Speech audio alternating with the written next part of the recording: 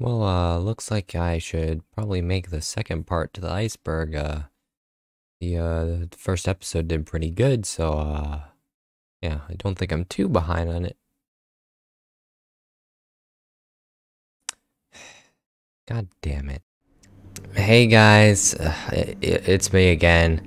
I know this is, pretty late, but, and the trend's pretty much dead, but, yeah. Want to do another part. Obviously I want to complete the iceberg, but I'll have you know that there is something a little bit different about this one in which I'm not alone.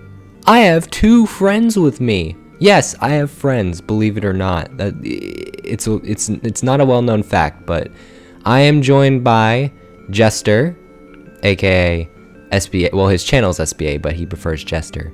And I'm joined by Springy, and they're going to be helping me commentate on these. Well, pre-commentate. Everything's already been recorded by now, but yeah, so check out their channel, subscribe to them. Well, Jester really does Twitch, but subscribe to him too on Twitch, all that good stuff. So yeah, thanks guys for being patient, and hope you enjoy.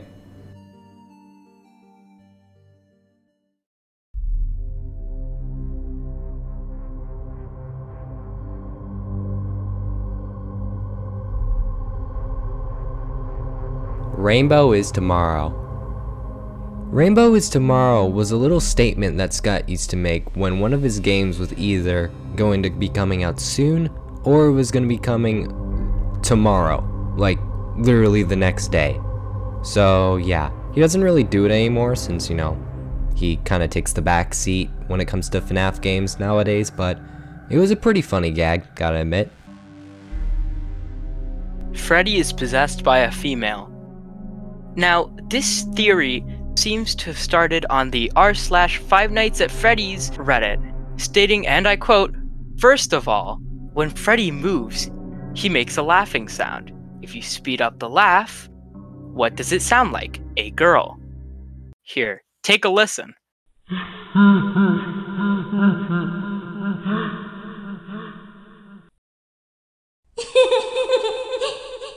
The laugh is also titled in the game, laugh_giggle_girl. In FNAF 1, Freddy has an interesting hiding spot where Freddy hides in the girl's bathroom. Anyways, Freddy being a girl was debunked a while ago, being that he is a male, and his name is actually Gabriel. So I guess Freddy's just a massive perv. And whenever Freddy gets referred to, it's usually as a male, unless it's a creepy fanfic. No. Stop. Stop it. Chipper and Sons. Chipper and Sons was the game that inspired FNAF, due to criticism saying the characters looked like creepy animatronic escape characters. When Scott went on his FNAF making spree, he kinda left Chipper in the dust. Despite this, Chipper still made an appearance in FNAF World as both a boss and a playable character, and was referenced in Five Nights at Freddy's Pizza Simulator with the character El Chip. The FNAF 1 posters were taken from the trailer. If you look real closely at the FNAF 1 posters, specifically the Celebrate poster in the office and the Freddy poster in the West Hall corner, they actually do look pretty dang close to certain parts of the original FNAF teaser. The only thing that kinda contradicts this theory is that the camera angles do look a bit different than the ones we see in the trailer, but not by much still. But it is still very likely that these are the same. Scott's Children playtested. Scott's Children playtested FNAF. Now, not a lot of people talk about this one, but it's actually true, even confirmed in an interview with Daka. However, Scott's kids have been playtesting since the very beginning of the series, so they're basically Scott's personal beta testers. FNAF 1 microtransactions. This is most likely referring to the Unlocks menu in FNAF 1 mobile game. In this menu, you can buy cheats and plushies for the game for IRL money. The only thing we could find about this is that people were disappointed that they cost money, like all microtransactions. Dream Theory. The Dream Theory was first hinted at during a certain game theory stream, where Scott tried to lead the theorists in the right direction through teasers on Scott Games, with boxes of text saying things like, In the FNAF 4 minigame, why was Tiny Toy Chica missing her beak? And what is seen in shadows is easily misunderstood in the mind of a child. These teasers, along with certain aspects of FNAF, have led to theorists believing that most, if not all of FNAF, is in the dreams of the bite victim from FNAF 4. Dream theory is very scoured upon in the FNAF community as mainly a whole. It does seem unlikely and kinda lazy for it all to be a dream, but it could very well be plausible. Puppet in FNAF 3. Puppet in FNAF 3. Now, a lot of you are probably confused about this one, but hear me out. Puppet is in FNAF 3. As a phantom, yes, but when he's in the hallway, like, you can see him. Like, his actual animatronic body. Adventure Nightmare Mangle. FNAF World Update 2 was apparently going to give us the rest of the FNAF characters that were left out from the game. Mainly characters from FNAF 4's Halloween DLC. For some odd reason, Nightmare Mangle was left out from the cast. It's pretty odd considering literally every other Halloween character got added. The only reason I can see them not being in it is because Scott didn't want the Update 2 cast lead to be mainly Halloween characters. FNAFworld.com. FNAFworld.com was Scott's second site alongside ScottGames.com, where FNAF World, was teased. However, as time went on, FNAFworld.com got teasers from other games going forward, such as FNAF 6. It hasn't been used for a while for some reason. Maybe Scott's just waiting to shadow drop something on the site when we least expect it. 4 games, 1 story. 4 games, 1 story is an image from FNAF World, which seems to be hinting at, which has already been confirmed, at the first 4 main FNAF games, FNAF 1, 2, 3, and 4, are connected story-wise. Lawhacks. Lawhacks was the account that Scott used to upload troll games. Other than that, it just remained one of his Steam accounts. That is, until 2019, when Lawhacks became the main antagonist and final boss of Freddy in Space 2. Lolbit and Yendo in FNAF Sister Location. At first, Lolbit and Yendo were just Easter eggs in the main game of Sister Location, Lolbit appearing in place of the Ennard mask, and Yendo rarely appearing in the Funtime Auditorium. It wasn't until Scott released the Sister Location Custom Night where they became actual enemies. In terms of lore representation, we don't know much about either of them. Yendo is believed to be a Funtime Fredbear endoskeleton and is most likely related to Golden Freddy, with his ability to teleport at will. As for Lolbit, we know virtually nothing about him/her, other than that they're a disembodied Funtime Foxy reskin head. Phone Guy in FNAF 4. Phone Guy in FNAF 4. Now, a lot of people know that Phone Guy is never heard in FNAF 4 normally. However, there's an Easter egg where you hear static randomly. Here, take a listen.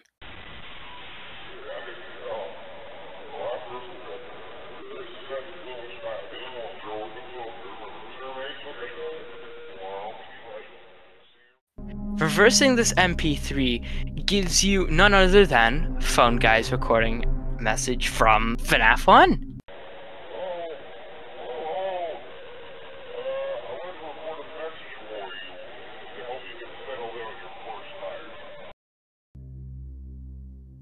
Blood under the puppet's box. In FNAF 2, if you look closely at the puppet's box in the prize corner cam, you can see some odd marks on the bottom of the box. Some have theorized these marks to actually be bloodstains. The more likely answer though, is probably rust, or the paint that's been peeled away. It seems unlikely, but we don't know for sure. Original overworld in FNAF World. FNAF World's reveal trailer showed some pretty different looking overworlds than what we got in the actual game. For one, the camera is much closer to Freddy than normal. Secondly, Freddy has different animations for his walk cycle, and even has a diagonal walk animation, which is not in the main game. All in all, we could have gotten a very different overworld than what we have in the game now. Who knows? Hanging Mangle. Hanging Mangle, or Hangle as some fans call it, is Mangle in one of FNAF World's teasers. In the teaser, Adventure Mangle seems to be hanging from a rope or string at the top of the teaser, and at the bottom, there is some text that reads, "See what you've all done." This sparked a lot of controversy among fans, which led to Scott actually taking the teaser down. Although, among closer inspection to the teaser, the line seems to be going through Mangle's mouth, not around where the neck should be. Some people theorize that Mangle is being fished instead, which possibly relates this old teaser to Old Man Consequences. Souldozer. Most FNAF fans know Souldozer only from Foxy Fighters, since he's the final boss in that minigame. If you weren't already aware though, Souldozer first appeared in one of Scott's previous games, The Pilgrim's Progress, in which he was an enemy in a cave area of the game. He doesn't really have any relevance to FNAF otherwise. Freedom. Let's go back, all the way to October 21st, 2014 to be exact. This is when FNAF 2's trailer was released on Scott's YouTube channel. At the very end of the trailer, there's a classic jump scare, but this one caught everyone's views on it. Since when slowed down, it sounded like Withered Foxy was shouting, "Freedom!" It's been debunked a long while ago, but it's still in the history of this Chuck E. Cheese murder story. Might kill all. We arrive back to the FNAF 2 trailer. At the start of the trailer, we hear the "London Bridge is Falling Down" song, which is followed by Withered Bonnie. But when the audio is reversed, instead of "London Bridge is Falling Down," instead, it sounded like "Might Kill All." It's been debunked a long time ago, but it's still interesting to think about today. Okay, Subject, can I go home now? Yeah. No! Two purple guys in FNAF 2.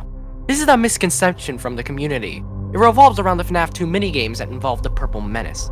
In each minigame, Purple Guy seems to be a different shade of purple, which somehow led the community to think that there were two murderers at play. Wow. Colors, am I right? Candy Cadet and Endo-01 in UCN. UCN's roster was getting revealed piece by piece before the game's release. In the roster, we got lots of familiar faces coming back for more, such as the FNAF 1 gang, Springtrap, Golden Freddy, the Nightmares, etc. However, probably the most odd inclusions in the roster was Adventure Endo-01 from FNAF World and Candy Cadet from FNAF 6. It looked like the roster was finalized until Scott started making changes to the roster and eventually added more characters. A little after the 40 character roster was revealed, both Endo-01 and Candy Cadet had been replaced, with Withered Bonnie and Withered Chica filling in the spots respectively. Broken Ball Boy. If you don't know who Ball Boy is, they are an enemy in FNAF World that can usually appear in Pinwheel Circus. In the teaser, you can see the top half of Ball Boy's face, with text under it that reads, "Madness takes many forms." This is one of the most random and obscure teasers that Scott has ever posted. We really don't know what it could mean. JJ swearing. There was a hidden line in FNAF World's code. That line happens to belong to Adventure JJ when she speaks in the Foxy Fighters game. In this line, we can actually hear her swear. Oh my god, guys, she swore! Followed by her doing a little fourth wall break. Let's play the audio now. Don't worry, it isn't too bad for kids. Now I'm going to kick your ass! Wait, what? I can't say that in the game. This was probably left out of the game due to Scott wanting the game to still be an all-age game. XOR. XOR is the shadow deity that you can encounter while playing 50/20 mode in UCN. When she spawns, she'll add all the characters from her special roster into the night. She can also very rarely spawn in a regular night. I'm already inside. When you already have all the animatronics sleeping around your so-called fine establishment, a sign with a winky face shows up saying, "I'm already inside." You can't salvage it, you can only return it. Gamer Toy Freddy. Wait, this is actually... This was first confirmed in UCN, where Toy Freddy's whole mechanic was involved around him playing Five Nights with Mr. Hugs. This was a pretty funny inclusion that poked fun at the fact that Toy Freddy is retired. A possible aspect poking fun at this is the VR Toy Freddy skin in FNAF AR, while Toy Freddy has a headset on his head. Man, didn't know Toy Freddy was a Chad like me. Sparky the Dog. Sparky the Dog has been a part of FNAF's history for a long time from its release. Sparky started getting popular around FNAF's release, with media of him being shared of Sparky appearing in the parts and service room near the door. Again, this has been debunked so long ago, but even today, Sparky is still talked about, especially with a somewhat recent release of the dog animatronic Fetch from the Fazbear Frights series book called... Wait for it. Fetch. Open box in FNAF World. Diving back into FNAF World's code, there's a texture that reveals some very interesting intentions regarding FNAF World as a whole. The texture in question is the FNAF 4 box. Opened. This hands down shows us that Scott, one way or another, was planning to reveal the contents of the box. Sadly, and unfortunately, that is yet to come. Fredbear in UCN. Fredbear is technically the only new animatronic that we got in UCN. If you use the death coin on Golden Freddy on 1 difficulty, you'll get a jump scare by Fredbear instead. His head also appears on the desk when you buy the coin. The only real explanation for Fredbear being in UCN is that he represents the one you should not have killed. Toxic Song. Once again, going back into FNAF World's files, there's a texture for an unused attack in the game. The attack is simply titled as Toxic Song. As for what the attack could have done, it most likely was an attack that poisoned all enemies without damaging them, similar to the other song move in the game, Gloom Song. Ballora in Night 5 is actually entered. Right after we send Circus Baby to the scooping room, we are instructed to go back into the Funtime Auditorium. We are also told that Ballora is in the room with us. However, when we die, we see a very different character other than Ballora. This is definitely entered, just without his mask. We don't really know why Baby first entered as Ballora though. Golden Freddy in UCN. We already talked about Fredbear being in UCN. As for Golden Freddy specifically, he's a character on the roster in his withered form, acting like how he did in FNAF 2.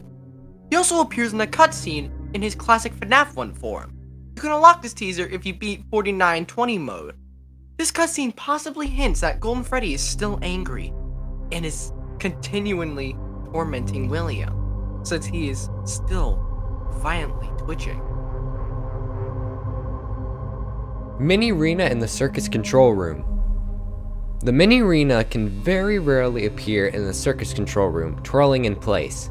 As for why she appears in there, nobody really knows, other than that the Mini-Renas have an easy way of traveling around the sister location facility. Kitchen camera in FNAF 1. The kitchen is, as of now, the only camera in FNAF 1 that's completely obscured to our vision.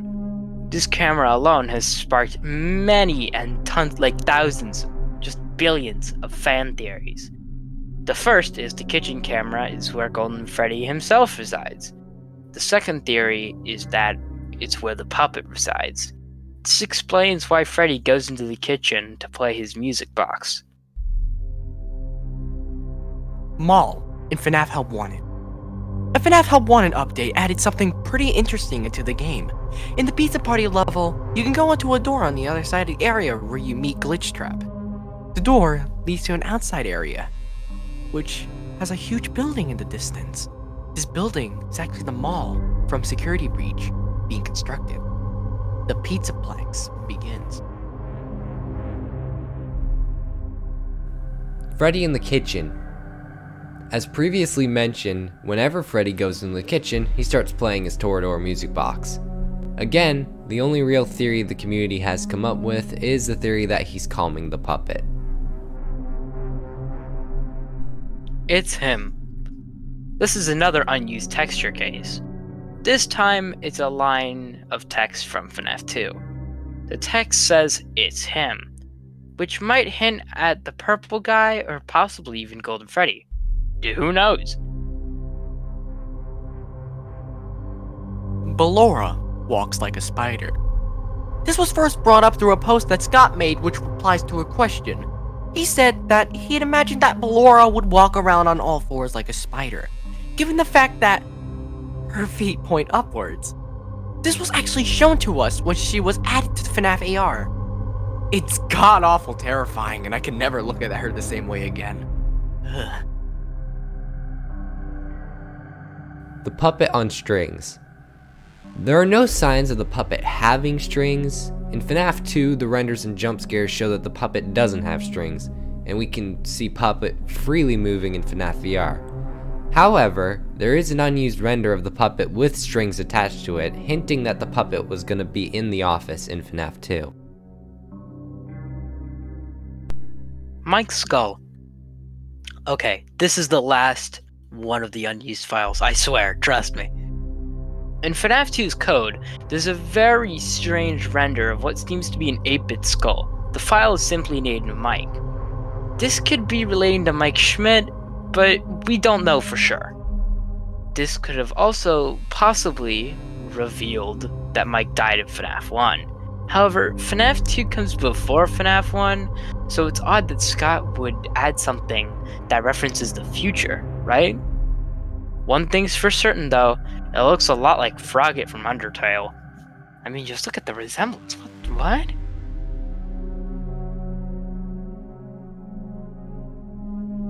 The Purple Geist. Purple Geist was the intended final boss for FNAF World Update 2. He's at the end of the poisonous cave, and we do encounter him. But he's shortly killed by that damned rainbow, and then we fight her instead. Purple Geist obviously is some sort of reference to the purple guy, given the name and color. That's basically it though.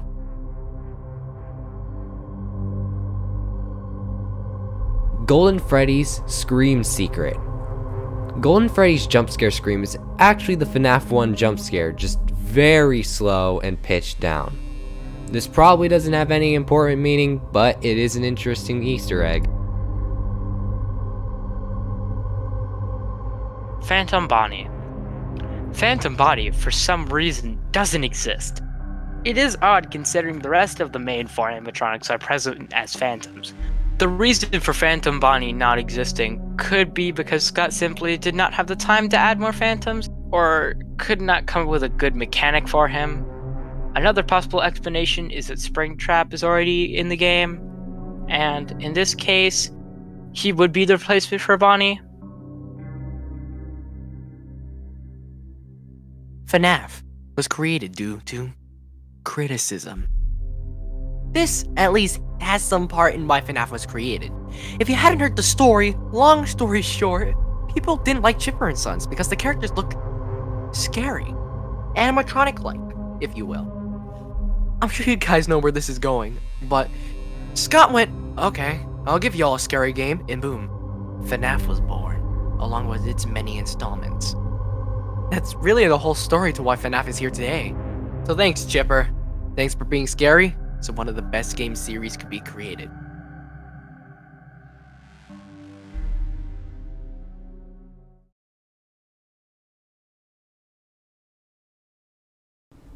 Okay, so yeah, I really quickly owe you guys an apology. This should not have taken 7 months to come out. It definitely should have taken at most like 3. Blame it on my laziness, well, and school, you know, school is going on, but mostly me lazy, so yeah, hope you guys enjoyed the video. Thanks again, Jester and Springy, for helping out, and stay tuned for the next part. I guess it will definitely not take 7 months. I'm still not gonna let go of that. That was a really dumb move on my part.